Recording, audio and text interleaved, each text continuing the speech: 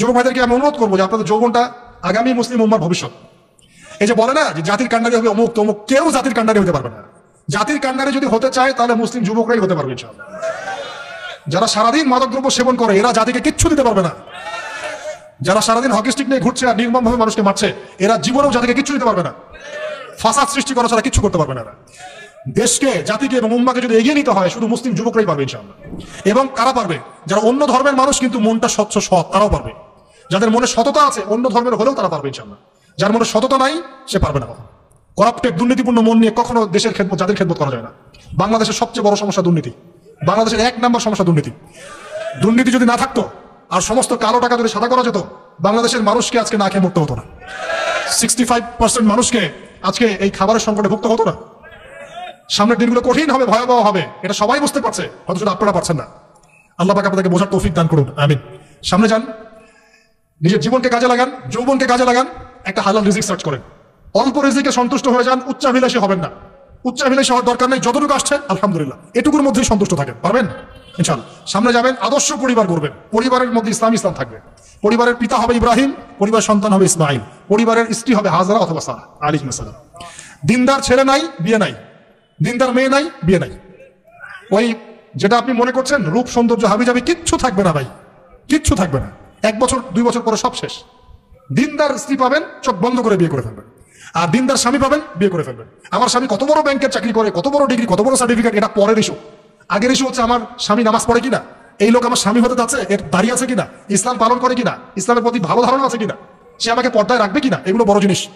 পরিবার করবো ইসলামিক ভিত্তিতে, ইসলাম নাই, পরিবার নাই। এমনকি পরিবার গড়ার পরেও যদি দেখেন যে পরিবারের সদস্যদেরকে বোঝাতে বোঝাতে আপনি ক্লান্ত হয়ে যাচ্ছে, পরিবারের সদস্যদেরকে দিন বোঝাতে আপনি ক্লান্ত, কিছুতেই দিন বুঝতে চায় না, আপনি আসহাবুল কাহাফ হয়ে যান, তাও ভালো।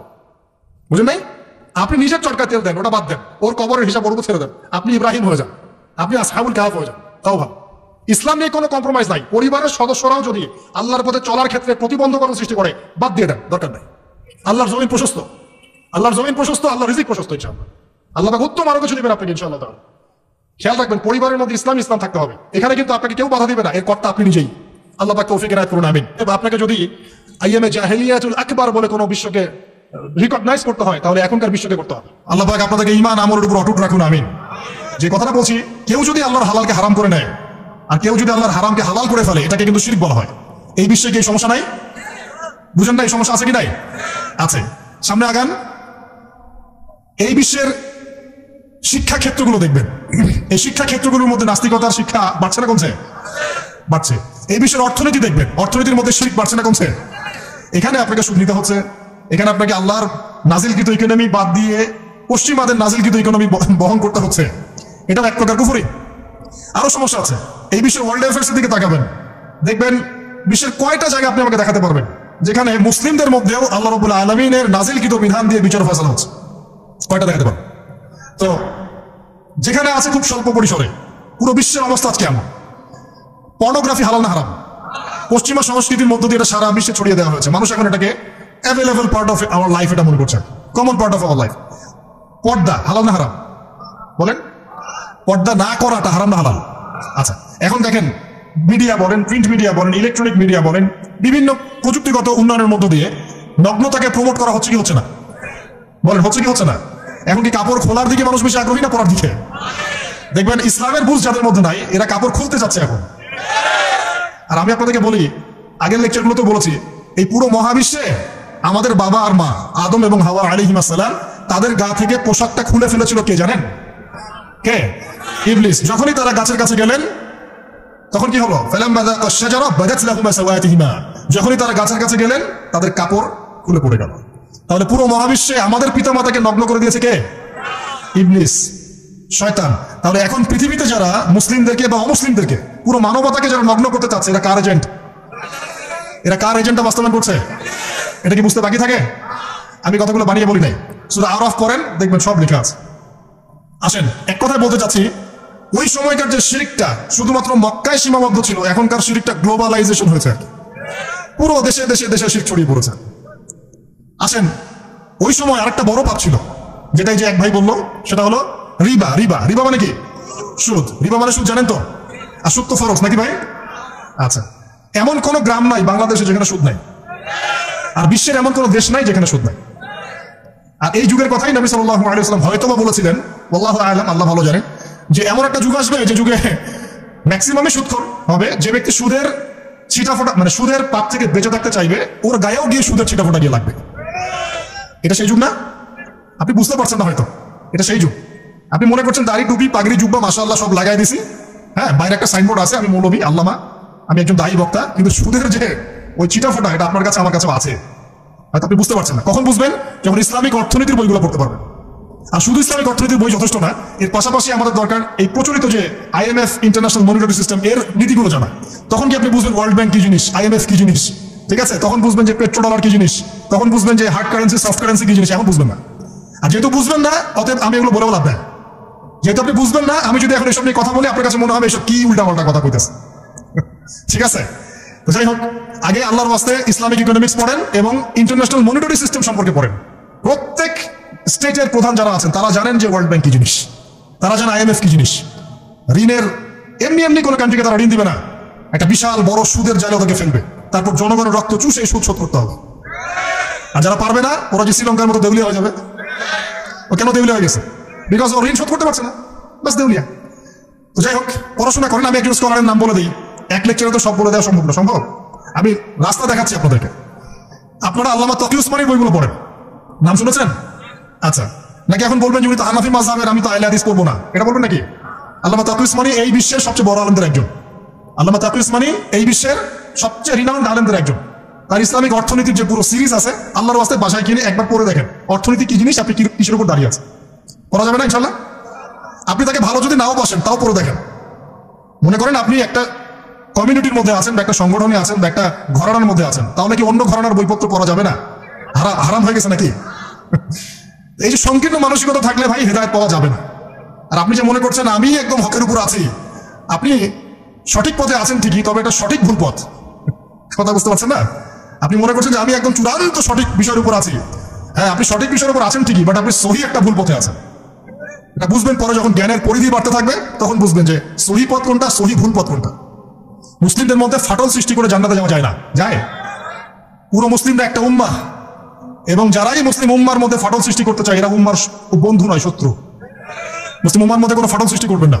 সবার মাঝখানে হৃদ্যতা, ভালোবাসার বন্ধন থাকবে। যদি বিভিন্ন ধর্মের মানুষ একসাথে বসবাস করতে পারে একটা দেশে, তাহলে বিভিন্ন তরিকা এবং মাযহাবের মানুষ একসাথে থাকতে পারবে একটা দেশে ইনশাআল্লাহ। আমরা আমাদের মাঝে ইখতিলাফি বিষয় থাকতে পারে, কিন্তু দিন শেষে আমরা সবাই মুসলিম ইনশাআল্লাহ। দিন শেষে ইসলামের জন্য দাঁড়াতে হলে দল মত মাযহাব তরিকা নির্বিশেষে সবাই একসাথে দাঁড়াবে ইনশাআল্লাহ। আল্লাহ পাক আমাদের হৃদয়টাকে প্রশস্ত করুন, আমিন। জাহেলিয়াতে 2 নম্বর সমস্যা ছিল রিবা। এই রিবা সম্পর্কে আগে বলি যে এখন আল্লাহ পাক কি বলেছেন। আল্লাহ পাক বলছেন যে ইয়ামহাকুল্লাহু রিবা ওয়া ইউরবিস সাদাকাত। আপনি যদি দান সদকা করেন, যাকাত দেন, যাকাত ভিত্তিক অর্থনীতি চালু করেন, আল্লাহ পাক আপনার সম্পদকে বাড়িয়ে দিবেন ইনশাআল্লাহ। আর আপনি যদি রিবার মধ্যে যান, আল্লাহর বক্তব্য হচ্ছে, এটা আমার কথা না, আল্লাহ পাক বলছেন আপনার সম্পদ সংকুচিত হয়ে আসবে। এখন আপনার ডিসিশন, আপনি কি করতে চান করতে পারেন, আমাদের কিছু বলার নেই। লাকুম দীনুকুম ওয়ালিয়া দিন, আপনার বুঝ আপনার, আপনার দিন আপনার, আমার দিন আমার। আল্লাহ বলছেন ফাযাক্কির ইন্নামা আনতা মুযাক্কির, উপদেশ দাও তুমি, তুমি উপদেশ দাতা, লাস্তা আলাইহিম বিমুসাইতির, কারো প্রতি তুমি দারোগা নও।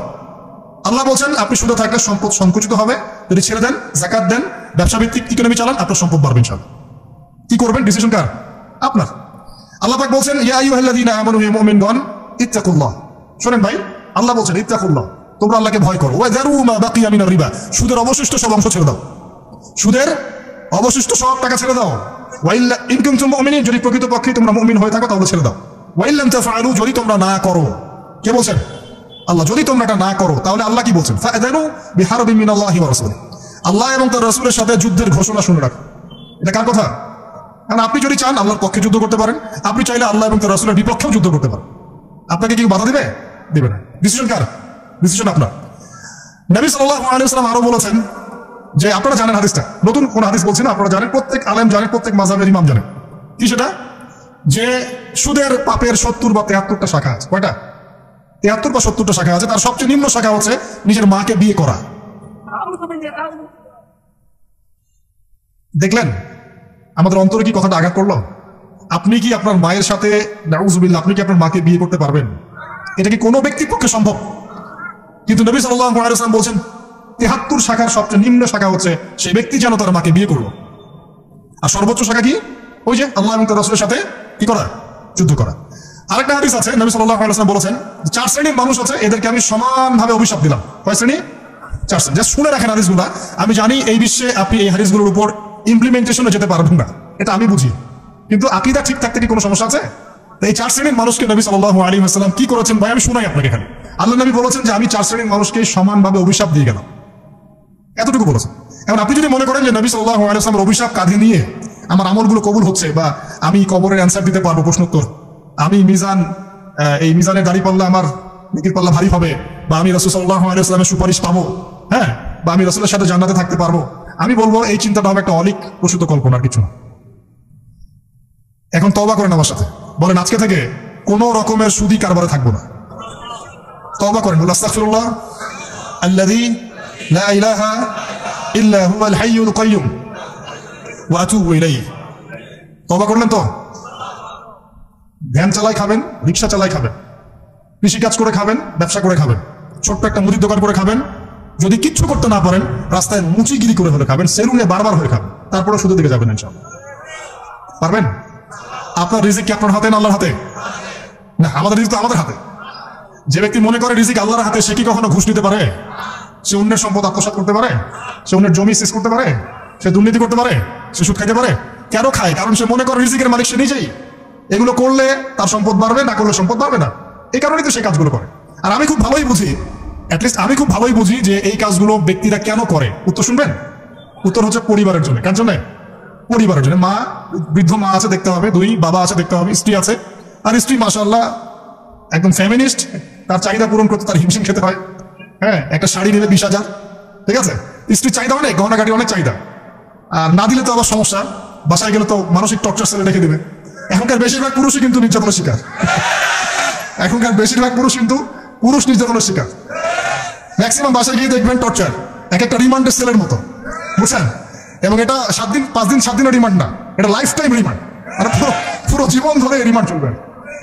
তো এই যে সমস্যা, কার কার জন্য করি? পরিবার, সন্তান, পিতা মাতা, আত্মীয় স্বজন, এগুলোর জন্য। কিন্তু একটা কথা শোনেন আমার, আমরা যখন মারা যাব না, আমরা মারা গেলে পরে 40 দিন তারা আমাদেরকে মনে রাখবে কিনা সন্দেহ আছে।